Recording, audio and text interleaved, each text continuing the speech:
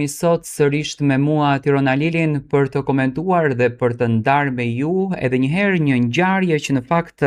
na ka tronditur të gjithëve. Një nën shqiptare nga qyteti i Durrësit braktis 3 fëmijët e saj duke i lënë shtëpinë në një gjendje të mjerueshme dhe fëmijët rezultojnë që të jenë me zgjebe. Nëna arsyetohet që unë jam larguar nga shtëpia për të punuar nga që kisha probleme financiare, do më thënë merja një rok 400.000 lek, 300.000 lek paguaja që ranë dhe lekët e tjera nuk më mjaftonin që unë të përfundoja harxhimet e mia mujore. Tani ne kemi biseduar me një advokat të nderuar që na ka treguar në mënyrë të hollësishme se si në fakt do të gjykohet kjo nën dhe në qoftë se me patjetër ligji nuk do të korruptohet, çfarë dënimesh duhet marrur bazuar në kushtetutën e Shqipërisë në